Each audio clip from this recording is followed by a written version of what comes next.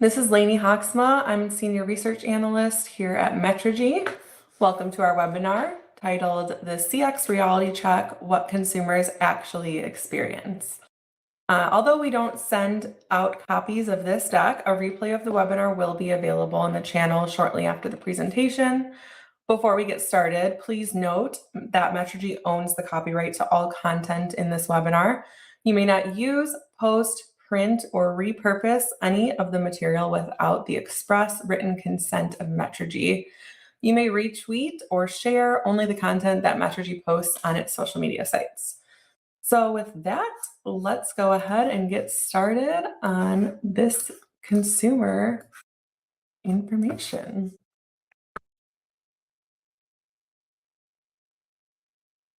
So about Metrigy, if you're not familiar with us, we just like to kind of explain who we are by our name. It says a lot about us. We are a metrics-driven strategic guidance for employee and customer engagement leaders and technology providers. Our name is actually the combination of the two words, metrics and strategy. And so, yeah, we cover a lot of research areas like workplace collaboration, customer experience and contact center, employee experience, AI and analytics, of course, and compliance, security, workplace collaboration, and CX management.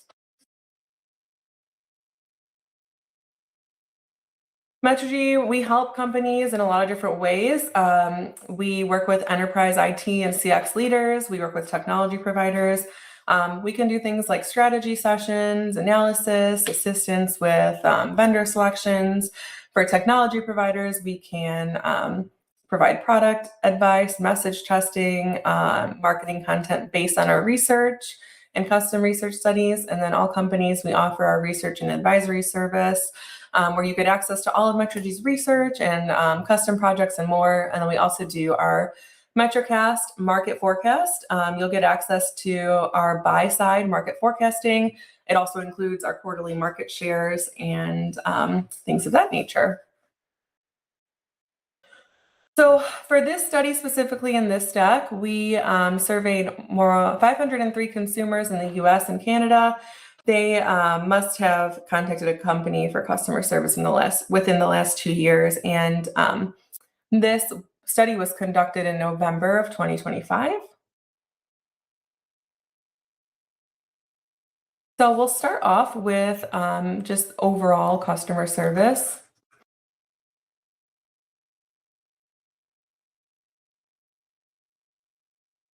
So when we think about customer service, we often assume it's broken because we only remember the bad calls, but the data here actually contradicts that mood. Customer service, it's up 8.9 percentage points year over year from 2024 to 2025. Seeing the headlines, sometimes it's easy to think that customer service is collapsing, but it's not. Companies are prioritizing customer service, and we're seeing a recovery in quality here.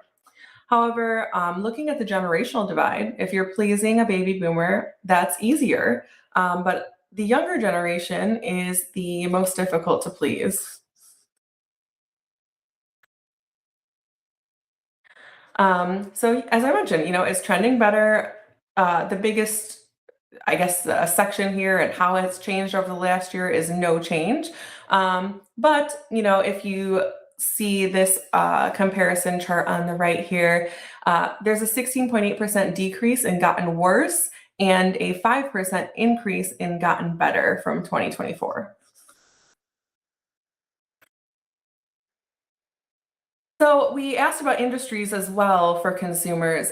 This shows us the number one best customer experience industry on the left, and on the right is the number one worst customer experience. You can see kind of an order for each one. It's a little bit more difficult to kind of digest this data.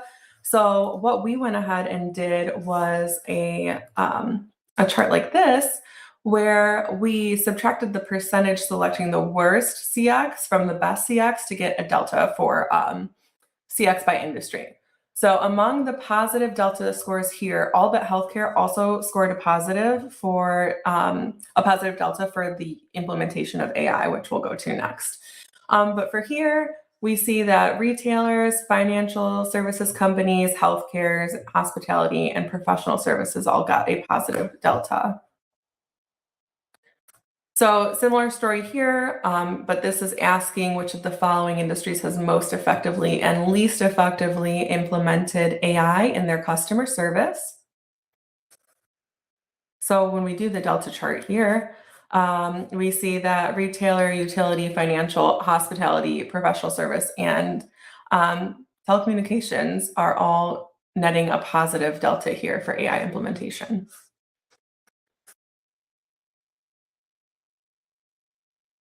So, if we asked how consumers are expecting to talk with companies, 75% expect to always be able to talk to a human. Um, but the younger generations are more flexible with these expectations as long as their issues are addressed. If you see here,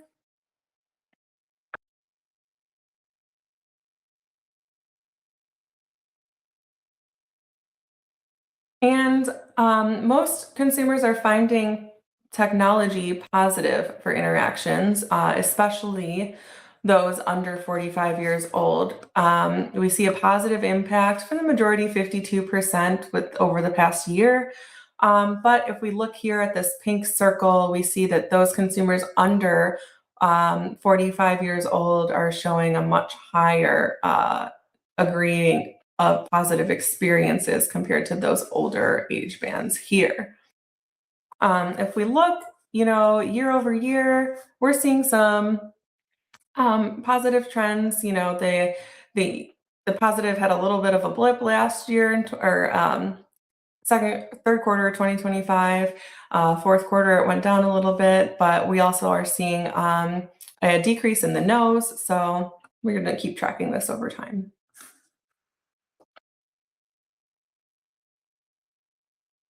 So this slide, it explains why companies often miss the mark. Business leaders are often, pretty obsessed with their tools, thinking technology is 40% of the answer here when we asked what is more important in creating a positive customer experience. Is it technology or is it the people? But look at our consumers. They think that it's only 17% of the equation. So it seems that businesses are over-indexing on the cool factor of the tech stack sometimes, while under-indexing on the agents or the humans that actually use it. Um, we're seeing tech as the hero as business leaders. Customers are seeing it as the utility and human as the heroes. So if you design your CX strategy believing that tech is the main event, you're kind of solving a problem that the customers don't really have, although of course it is important in parallel with the people that are using the technology. So we'll get to the core conflict here of human versus AI, which we kind of alluded to in the last section. Um, there's a massive preference for humans. 85% of consumers prefer to interact with a human agent over an AI agent. And even if their issues if they were assured that their issues would be resolved, 4 out of 5 are still going to say, no thanks, put a human on. Why? Consumers don't just want a fix necessarily. They also want to feel heard and have that assurance that we're going to see more here about reasoning. But the 18 to 24-year-olds do prefer AI agents much more of the time, 39% of the time. And then you look at the 75 plus, and that's only 3% of the time. So, the consumers are really looking for that assurance. Like I said, they want the agents to really understand their issue. They want the assurance that it's going to be resolved properly. And even 14% are saying they want empathy from the agents. So they're not necessarily trusting AI agents to understand, but they do trust AI agents for speed. Here's just an open-ended example that we had from a woman on why she rated IBM excellent. She said that the company exclusively uses people, not AI, to respond to calls. They answer quickly, or immediately on chats. They're always friendly and caring, and they go beyond. So here is where AI actually wins. The consumers that prefer AI agents, they're in it for their speed. And they're in it for the consistency of the responses, but more so very much speed for 46%. So that would make sense that things like directing them to the right person, shipping and order confirmations, scheduling, rescheduling appointments, those issues or purposes would be more welcomed by consumers with an AI agent.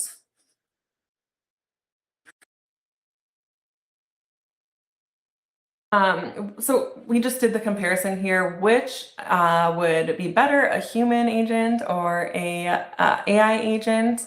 And of course, here with consumers, every single instance shows that they think a human agent is better.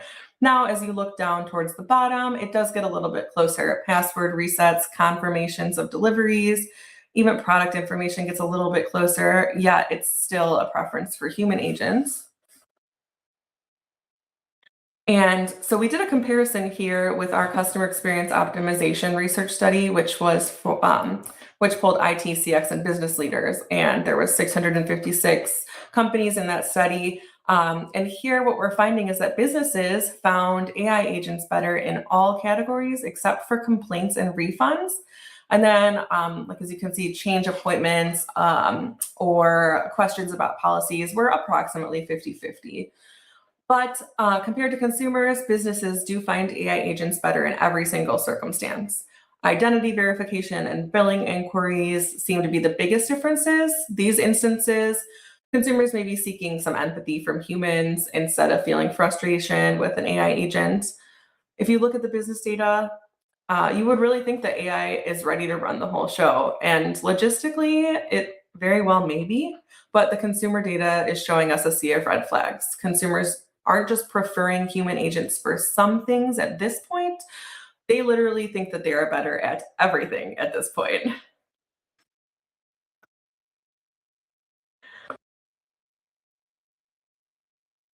So, since we've been tracking, we're seeing the lowest number ever saying that they completely avoid using AI agents. That's down more than 5 percentage points from 2023. Almost half, or about 46%, are using AI agents in select circumstances.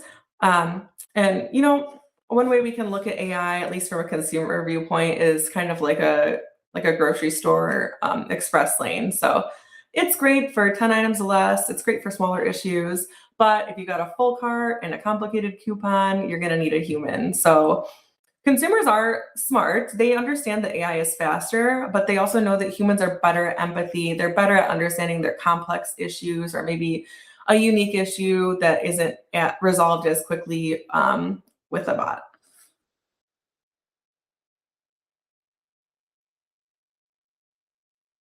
So here's kind of a reality check. Most people, 64%, they're on the left, have seen AI in customer service, but only about 62% on the right of that 64% on the left believe it's been positive. So that means for nearly 40% of your customers, the cool new tech is actually a nuisance.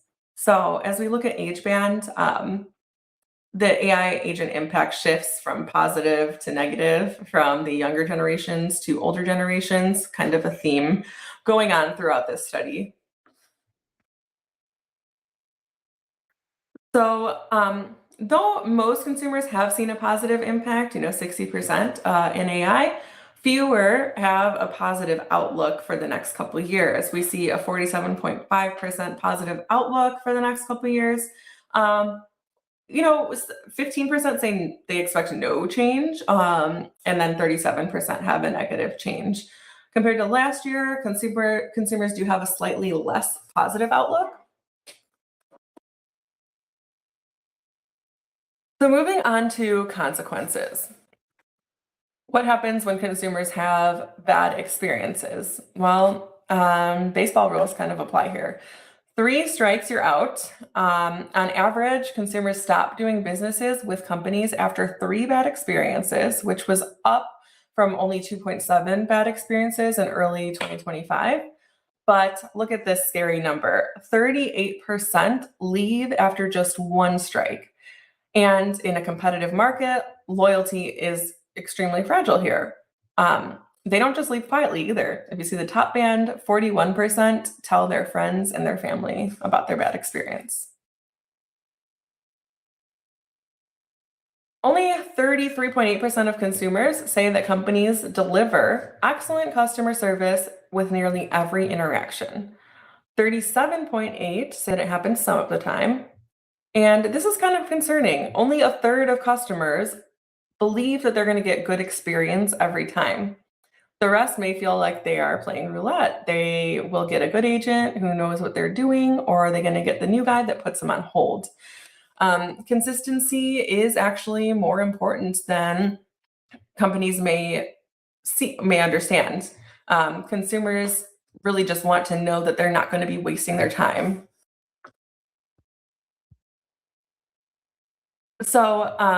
Similarly here, even for companies that people regularly do business with, that consistency number stays flat at 33%. Um, so familiarity isn't breeding contentment. Maybe it's breeding resignation. It poses this question: are consumers making sure that they're regularly doing businesses with companies that consistently provide good customer experience, or are companies delivering this customer experience no matter what?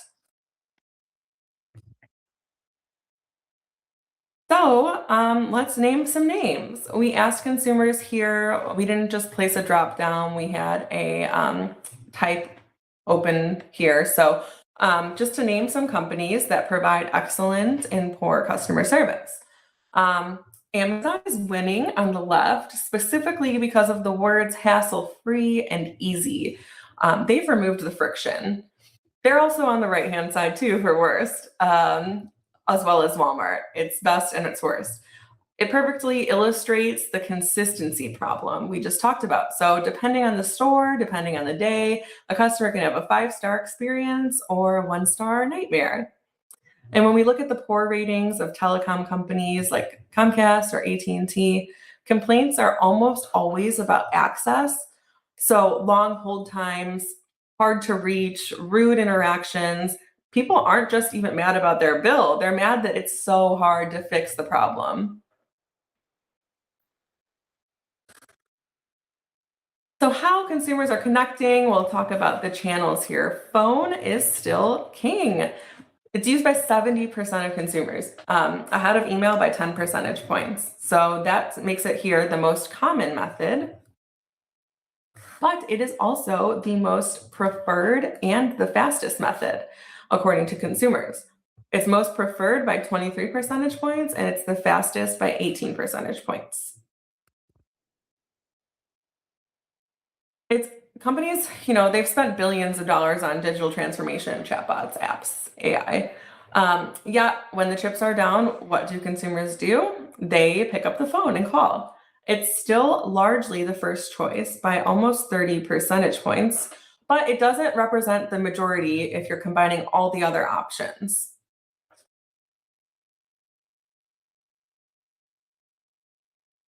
And it's not just the older age group. If you look across age bands here, you're seeing that calling is where all ages prefer to start on that green highlighted bar.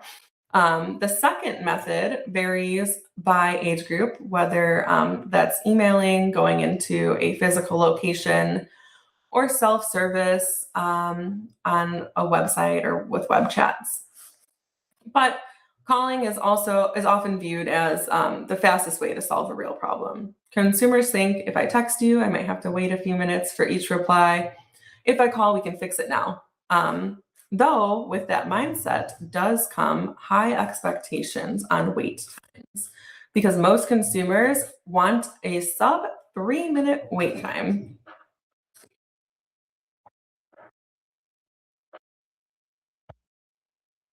We asked if it would be acceptable for consumers to do business with a company that didn't have any way for them to contact them on the phone. Majority still says that it is not acceptable. 58% say it's not acceptable, but the 18 to 34-year-olds are mostly okay with it. Year over year, acceptance is getting slightly better with a rise in yes in the blue bar. Um, Might be kind of hard to see here, but the yes is the blue bar, and then a slight decrease in no, the green bar.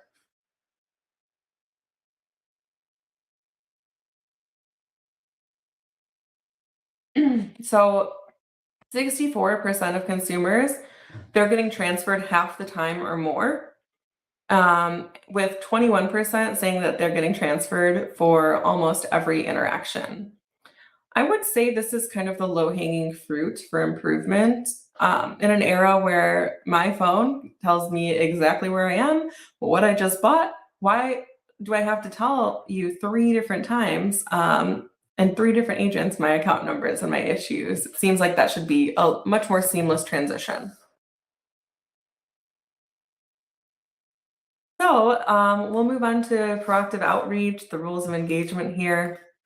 Most consumers do find it valuable, and this is important, especially if businesses aren't currently reaching out proactively. Only 3% of the consumers say that proactive outreach has no value to them. Think about it this way. Consumers, they don't want to pest, but they do want something like a personal assistant. If you tell them that their package is arriving or their bill is due, you're saving them some time. The majority here, 69.2% of consumers are getting two or less outreaches per company per week. And the number of acceptable outreaches per company per week is on average 2.7. Um, there's some steady variation that the younger ages under 35 are more accepting of more outreaches. They're okay with around four. And there's a fine line here, though, between being a helpful assistant and a nuisance. That line, it's apparently 2.7 per week. And if you cross it, you're driving them to an unsubscribe button. But notice here that context, it does matter. Consumers will tolerate daily updates if a flight is changed or if there's weather issues affecting them. But if don't text three times a week about a sale on an irrelevant item to them. So relevancy and urgency really does matter.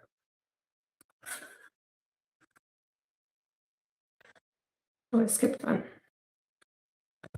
Once you cross that annoyance threshold, you hit that fourth email that you're not informing them, you're just training them to ignore you.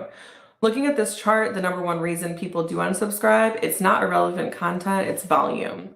So you could be sending somebody gold, but if you send it to them every day, they're going to cut you off. And as long as it's useful, additional information is mostly okay.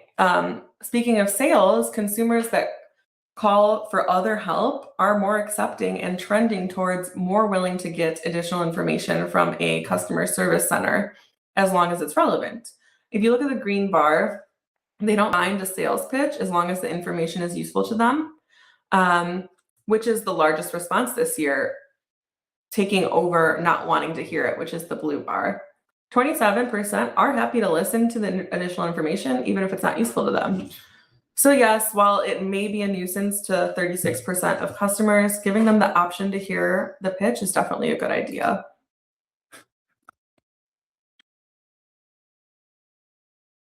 Only 34% of consumers feel that companies are reaching out too frequently. So this is fascinating. Like if you're targeting the 35 to 44 demographic, think about people with careers, kids, sports, a million activities. They are actually begging for more contact.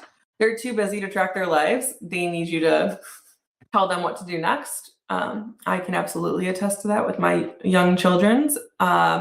Being in this busy seasons, I actually would have missed some doctor's appointments or sales for clothes that they needed already, and really welcomed that helpful proactive outreach to me. On the flip side, though, the very young consumers who hate interruptions and the older generation who value privacy want you to back off. So one size definitely doesn't fit all here.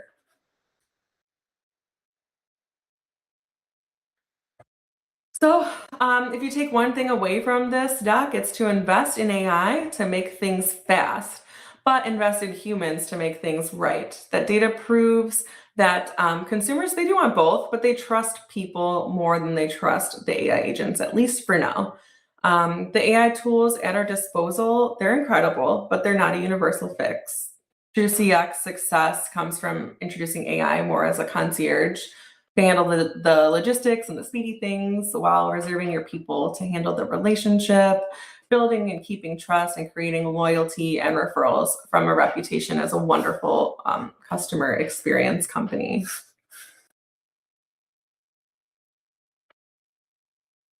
So, as we finish up, I want to draw your attention to the attachments tab. You can register for our next webinar in the series, which is our Knowledge Management Expert Insight series. Register on the page to stay up to date with our upcoming episode, which is presented by Beth Schultz, our VP of Research and a Principal Analyst here at Metrigy. That's going to be on March 24th at 12 p.m. Eastern Time. We also have a complimentary infographic for you today. It's available for download in the Attachments tab. And if you'd like to learn more about Metrigy or see what other services we have to offer, click on the website link. If you like what you've heard today, we also do have a newsletter that you can subscribe to where we send out all of our latest research and analysis every 2 weeks. Again, the webinar replay, it should be available on our channel shortly. If you found it valuable, please do feel free to share it with your colleagues, and please take a moment to rate this webinar. As a reminder, Metrigy owns copyright and to all the content in this webinar. You can't reuse it, post, print, or repurpose without our written consent. You may retweet and share only what Metrigy posts on its social media sites. Thank you so much for joining this webinar today, and this concludes the webinar.